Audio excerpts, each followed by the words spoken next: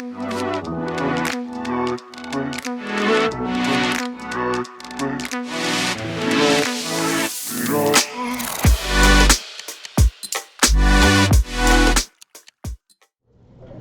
right. So, how do you guys determine what's right or wrong? Like in these scenarios that we went through, like all of you had something that you were going off of. You had some way of making these decisions, determining what was okay to do, what wasn't okay, because, you know, maybe yelling at the restaurant owner is okay. Maybe that anger is okay in that scenario. Maybe trying to get something back for the person who's been stolen from is okay. But maybe not taking the money back from the homeless person. Like, you guys all had a debate and you had something guiding you through that. And yeah, it's interesting, like, what principles do you use to guide you through these scenarios and through the scenarios that you run into in real life? We're gonna keep running through, but when we're presented with a decision that has some weight to it, we usually rely on an internal set of rules to determine how we act, how we respond. We call these rules our morals. When we talk about how we determine what's right and wrong, more broadly, we call that idea morality. And the moral code that people follow might be impacted by all kinds of things. You know, we may keep the same moral code as our parents because we admire them, or that's what they instilled in us.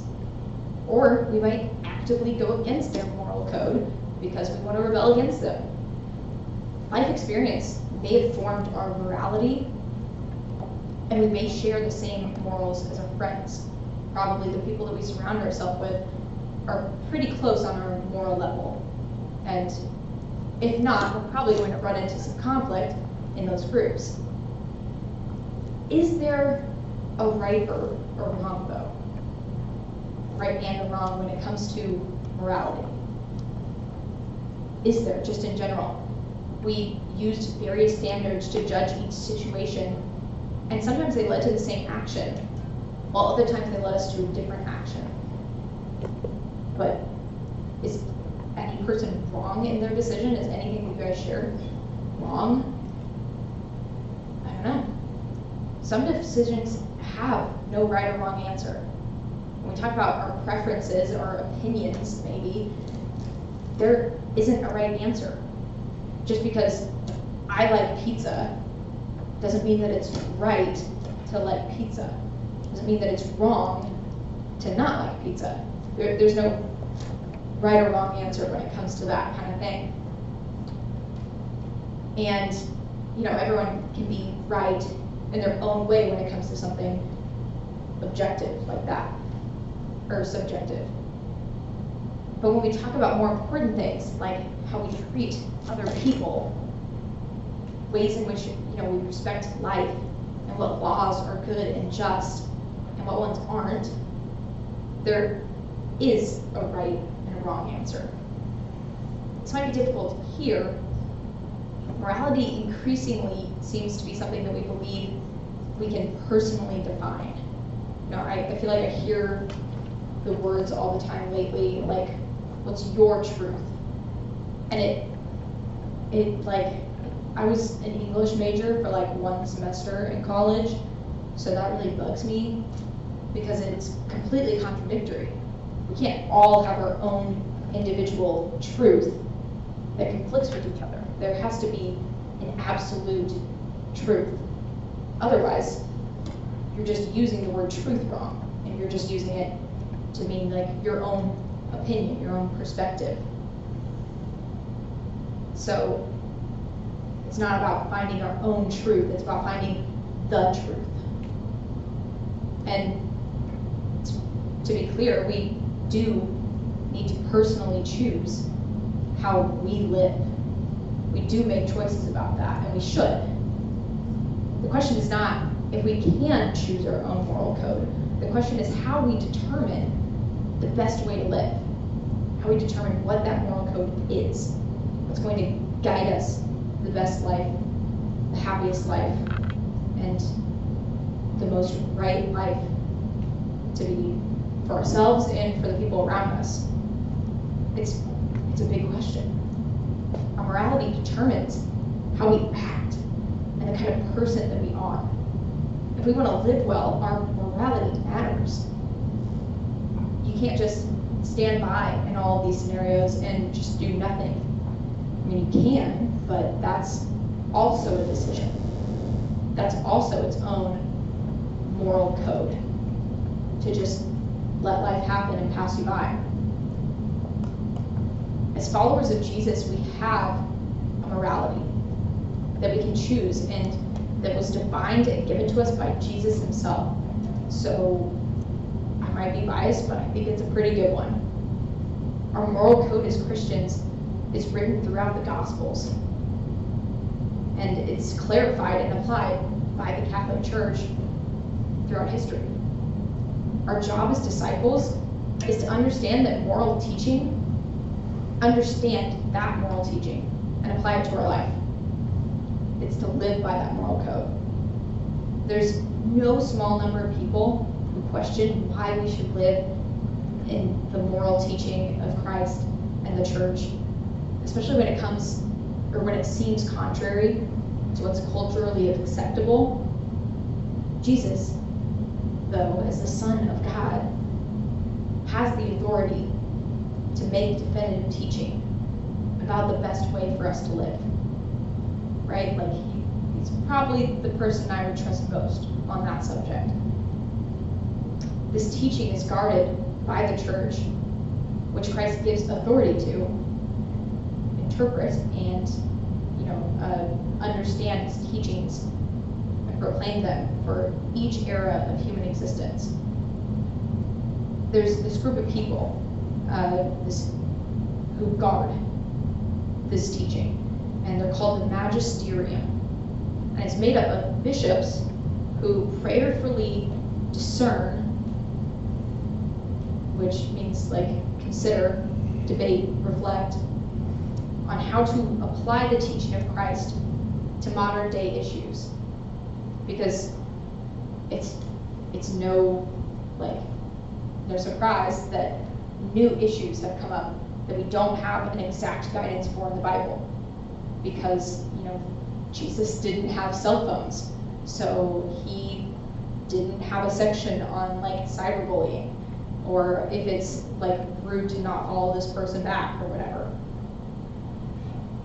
We didn't have all of the same types of issues. And so this group, the magisterium, gets together and helps interpret what Christ did teach us, what Christ did give us to go off of, and how we can apply that to all of these modern problems.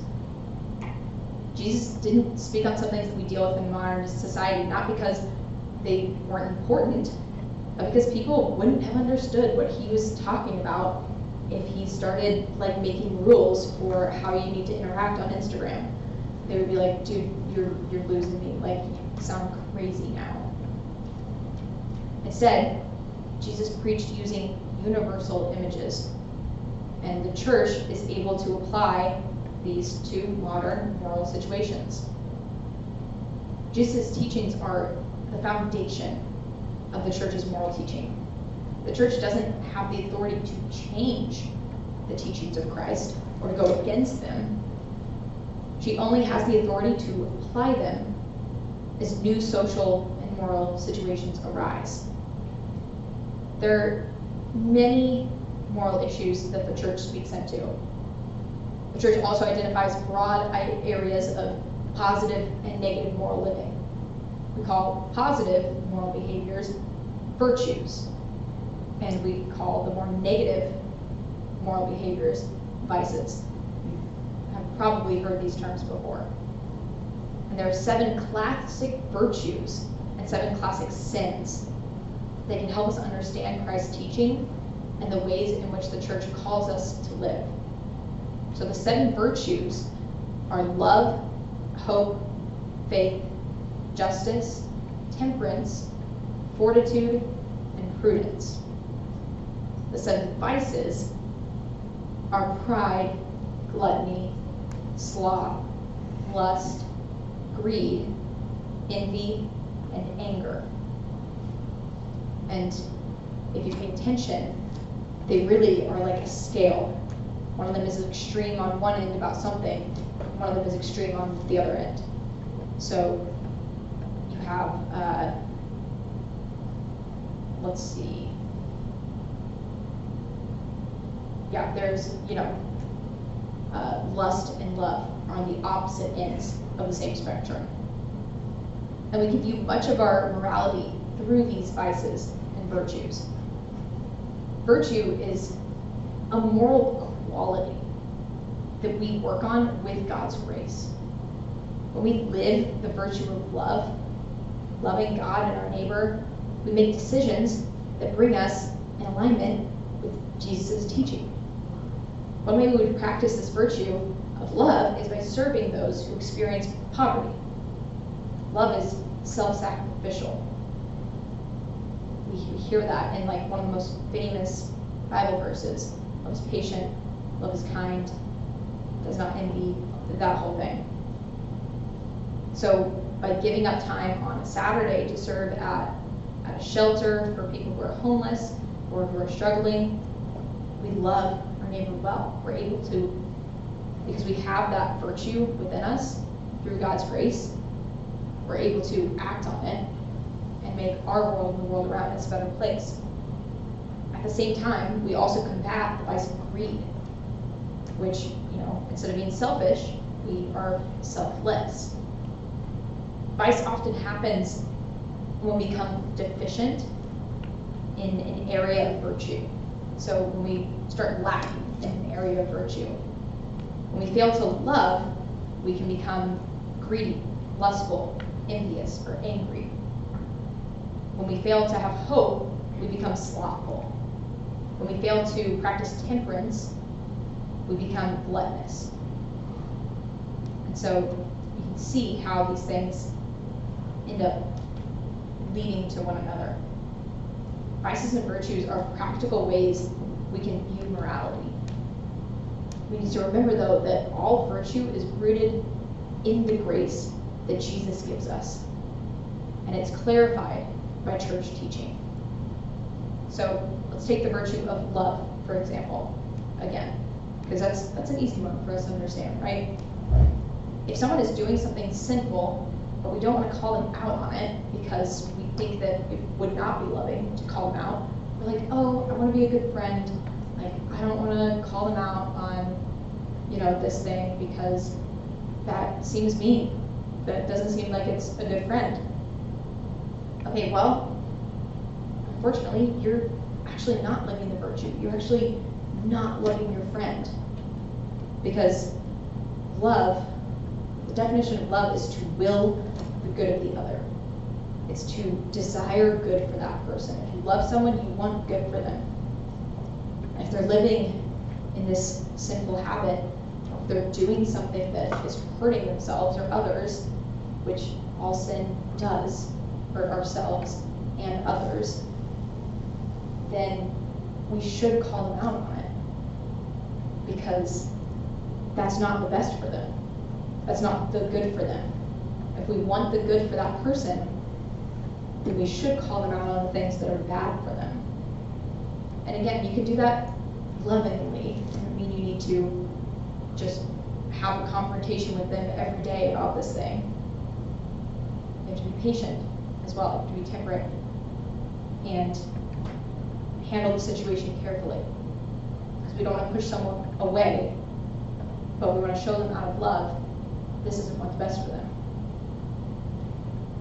So it's interesting how you can desire to love someone and still choose something that isn't actually loving towards them. And in the same way, in romantic relationships, we can confuse the virtue of love with the vice of lust by telling ourselves that being intimate with our partner before we're married, before it's appropriate, is okay because we love them. When in reality, if you do love them, then you want the good for them. You want what's best for them. And what's best is to save these things for the appropriate context, the appropriate relationship. And so if you do love this person, then you should be able to be patient and to respect them, and to respect that this isn't the appropriate time for this kind of intimacy within this relationship.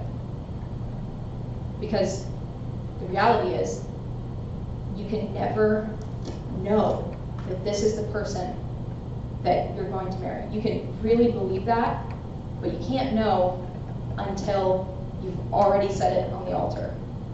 I know people whose fiancés have died in horrible accidents or in horrible tragedies, but it happens. You can never know, even if it's not your fault, even though if it's not a problem with the relationship, you can't know for sure until you actually are married.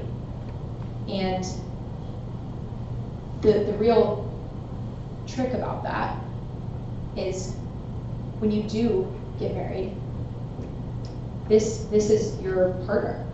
If you're called to marriage, of course, but this is your partner. This is like the person who all of these intimate things are reserved for.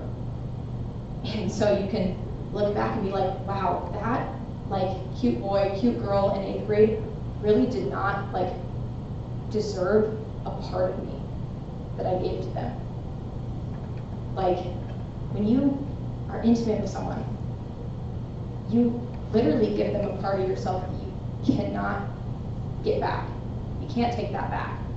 Even if you're just holding their hand or, you know, you kiss them, whatever, you can't take that back. And that person like always has this piece of you, this connection to you, that when you are with your spouse, the love of your life, and be like, wow, that was so stupid. Like, this is something that is unique for me and this person. Like, kissing them is like a beautiful expression of our love for each other, our actual love and our lust. And you want that to be reserved for each other, because it's not fair, it's not right that someone else got to experience that as well. And as much as we want to believe that it's, oh no, it's because I love them that I want to express it to them in this way. I got bad news for you. You're being fooled by lust. That's lust trying to tell you that this is how we have to express love. And that's the cultural phenomenon where it's not popular to wait on these kind of things. So that's society and that's lust lying to you and telling you that this is appropriate and that this is good for your relationship. And in reality, it's not, and it's harmful. And it can be harmful to your future relationships, your relationship with your spouse one day as well. And so that's a long-winded example of sometimes the vice can try to disguise themselves as the virtue. And that's how the devil is very clever and how he tries to play tricks on us. So watch out for that, because he's clever. He really is. When we examine that feeling against church teachings, against like, no, I believe that this is okay. Though we can see, if we trace it back, that we're actually being lured into a vice instead of the virtue that we think it is. Jesus calls us to live moral and upright lives. He calls us to be disciples who follow him and his example. The church guides us along that path, which is ultimately freedom. And each person here is called to that same freedom. It's called to that same path of the best life that you can possibly live. The happiest life that you can possibly live involves only virtue, no vice, and no sin. Vices lead to sin, so the more we give in to these vices, the more sin is in our life, and the more damage that does to us. So we're called to that best life. We're called to a life of virtue. But it's up to us to choose whether we're going to cooperate with God's grace or not, to truly find it, and to truly find the happiness that it brings, that He brings. Amen? Amen. Cool. Thank you, guys.